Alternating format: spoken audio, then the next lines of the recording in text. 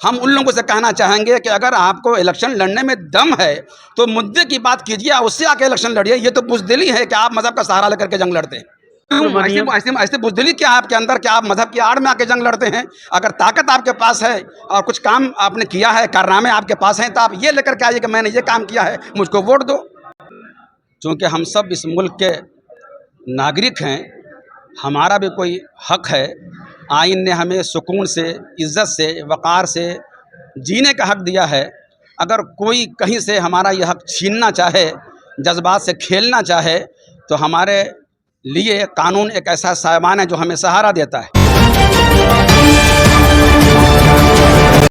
अस्सलाम वालेकुम। आज पटना में एक प्रेस कॉन्फ्रेंस की गई जिसमें साफ साफ कह दिया गया है कि प्रॉफेट मोहम्मद साहब की शान में गुस्ताखी बर्दाश्त नहीं, यानी कि मोहम्मद सल्लल्लाहु अलैहि वसल्लम की शान में अगर कोई आदमी कुछ भी बोल देता है वो हम बर्दाश्त नहीं करेंगे। इसके लिए चाहे जो हो जाए। और इसी में आज प्रेस कॉन्फ्रेंस है, सभी उलमा हमारे साथ हैं, हम इनसे जानते हैं आज के इस प्रेस कॉन्फ्रेंस के बारे में पूरा डिटेल। सर, आज आपने प्रेस कॉन्फ्रेंस किया, बहुत सारे उलमा को देख रहे हैं, हम आपके साथ हैं, क्या कहेंगे? यही कहने के लिए यहाँ आए। कहने क्या आए, हुकूमत के सामने, चूँकि हम सब इस मुल्क के नागरिक हैं, हमारा भी कोई हक है। आइन ने हमें सुकून से, इज़्ज़त से, वक़ार से जीने का हक दिया है। अगर कोई कहीं से हमारा ये हक छीनना चाहे, जज्बात से खेलना चाहे, तो हमारे लिए कानून एक ऐसा सामान है जो हमें सहारा देता है। दस्तूर हिंद हमें जीने का सहारा देता है, और कोई अगर हमारा हक छीने तो हमें चीखने का, रोने का, चिल्लाने का ये हक देता है। इसलिए आज हम आपके माध्यम से ये बात कहने के लिए आए कि पैगम्बर इस्लाम के ख़िलाफ़ इस मुल्क में बार बार इस तरह की हरकतें की जाती हैं, बार बार मुतालबे होते हैं कि इस तरह की हरकतें न हो, इसके लिए हुकूमत सख्त कानून बनाए, मगर अब तक वो बात पूरी नहीं हुई।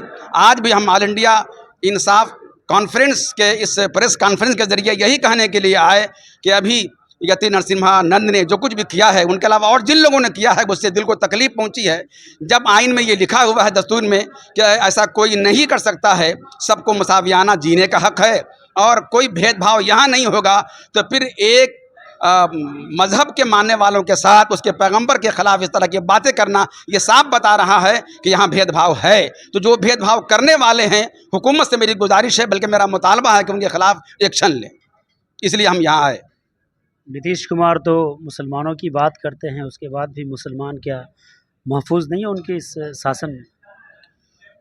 देखिए, महफूज रहने की बात अपनी जगह है, और जहाँ इस मुतालबे की बात है, इस मुतालबे के लिए हम उनके पास भी जाएंगे। अपने वो अपना मेमोरेंडम उनके पास भी हम पेश करेंगे। बल्कि इसी प्रेस रिलीज़ में आप ये देखेंगे कि उस प्रेस में ये लिखा हुआ है कि हम बाज़ाब्ता सूबाई हुकूमत के ज़रिए वहाँ तक जाएंगे, इनसे अपनी बात कहेंगे और इन पे ज़ोर डालेंगे कि आप केंद्र में वो हमारे मुतालबे को पूरा करने के लिए आप ज़ोर लाएँ और हमारी बात वहाँ उठाएँ। हम तो कुछ दिनों से देख रहे हैं, हम क्या सभी लोग देख रहे हैं, एक मामला ठंडा भी नहीं होता है कि दूसरा मामला आ जाता है। अभी कुछ दिन पहले वक्फ का मामला चल रहा था, आज आप देख रहे हैं कि मोहम्मद साहब की गुस्ताखी पर वो बोल दिए, वो हाँ यति नरसिम्हा वो बोल दिए। इसके पहले भी कई बार तलाक के मुद्दे पर चर्चा, तो इस तरह से बराबर होते जा रहा है। और मुसलमान अपनी आवाज़ को बुलंद करने के लिए समय समय पर इस तरह का एक प्रेस कॉन्फ्रेंस भी कर रही है, अपनी आवाज़ भी उठा रही है और जुलूस भी निकल रहा है, बहुत कुछ हो रहा है। लेकिन इस पर कहीं कोई रोकथाम होता हुआ दिख रहा है या नहीं दिख रहा है आपको? रोकथाम तो कहीं दिख नहीं रहा है।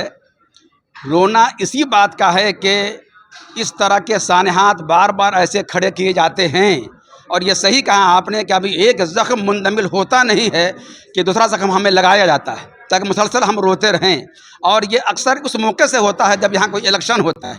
हम उन लोगों से कहना चाहेंगे कि अगर आपको इलेक्शन लड़ने में दम है तो मुद्दे की बात कीजिए, उससे आके इलेक्शन लड़िए। ये तो बुज़दिली है कि आप मज़हब का सहारा लेकर के जंग लड़ते हैं।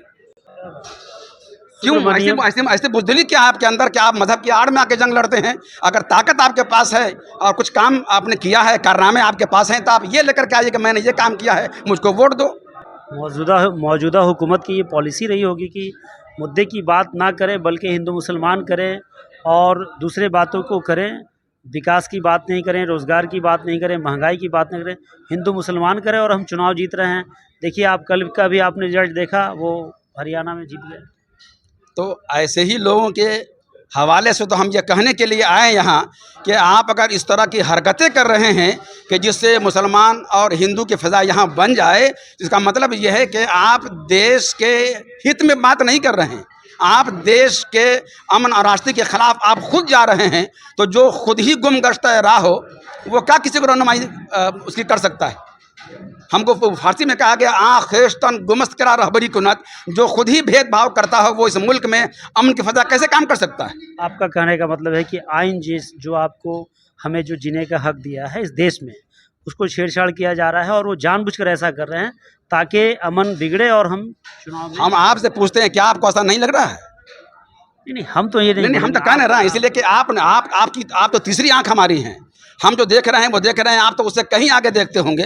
तो आप भी ये महसूस कर रहे हैं, बल्कि खुद कहा आपने कि बार बार जहाँ ऐसा हो रहा है, इसका साफ मतलब यही है कि मीडिया भी जान रही है और सब जान रहे हैं कि यहाँ ऐसा ही खेल हो रहा है। तो हम ये कहना चाहेंगे कि मुल्क को बदनाम न करो भाई। मुल्क हमारा मुल्क अजीज़ है, उसका आइन है, दस्तूर है, प्यारा है, उसे आप किसी भी अपने किसी का इक़दाम से, किसी कदम से, किसी अमल से बदनाम न करो ताकि दूसरे ममालिक में हमारे मुल्क की जगहसाई हो। ऐसा कोई काम न करो। हमने तो नहीं किया, हमने तो वो सब्र का मुजाहरा किया है। ज़ख्म पे ज़ख्म हम मिलते रहे हैं मगर हमने सब्र का मुजाहरा किया है। मगर दबे लफ्ज़ों में कितना चाहेंगे कि भाई इतना इम्तिहान मत लो कि सब्र की बंदिश टूट जाए। अपना तारुफ दीजिए। डॉक्टर अमजद रज़ा अमजद।